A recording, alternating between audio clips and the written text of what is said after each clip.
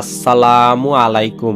প্রিয় দিনী ভাই ও বোনেরা, আপনি কি জানেন কিছু গুনাহ আছে যেগুলোর ব্যাপারে আল্লাহ খুব কঠোর সতর্ক বার্তা দিয়েছেন।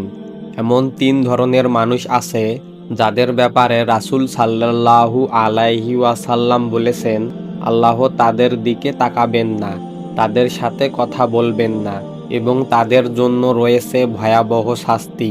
আজকের ভিডিওতে জানব কারা সেই 3 জন এবং কিভাবে আমরা এই ভয়ঙ্কর তালিকা থেকে নিজেকে বাঁচাতে পারি। 1. অহংকারী ব্যক্তি। রাসূল সাল্লাল্লাহু আলাইহি ওয়াসাল্লাম বলেছেন, যার অন্তরে সামান্য পরিমাণ অহংকার থাকবে সে জান্নাতে প্রবেশ করবে না। সহিহ মুসলিম। অহংকার মানে শুধু টাকা বা ক্ষমতা নয়, নিজেকে অন্যর চেয়ে বড় মনে করাও অহংকার। অহংকারী মানুষ আল্লাহর কাছে সবচেয়ে অপছন্দনীয়। 2. যে ব্যক্তি জেনে বুঝে জুলুম করে। রাসূল সাল্লাল্লাহু আলাইহি ওয়াসাল্লাম বলেছেন, জুলুম কিয়ামতের দিন অন্ধকারে পরিণত হবে। বুখারী মুসলিম।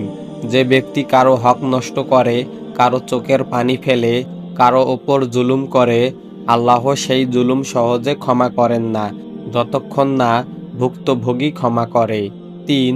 যে ব্যক্তি কবিরা গুনাহ করে তওবা ছাড়াই মারা যায়। রাসূল সাল্লাল্লাহু আলাইহি ওয়াসাল্লাম বলেছেন, আল্লাহ সব গুনাহ ক্ষমা করেন কিন্তু শিরিক ক্ষমা করেন না। যদি কেউ তওবা ছাড়া মারা যায়। সূরা নিসা 48।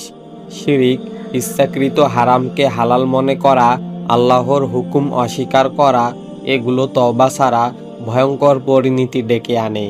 প্রিয় দিনী ভাই ও বোনেরা, এই ভিডিও ভয় দেখানোর জন্য নয়, সতর্ক করার জন্য।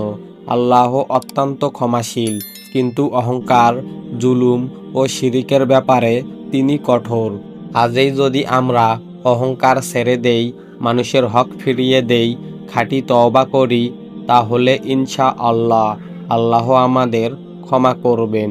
ভিডিওটি উপকারী মনে হলে লাইক দিন, কমেন্টে লিখুন, আল্লাহ আমাদের ক্ষমাকারীদের অন্তর্ভুক্ত করুন।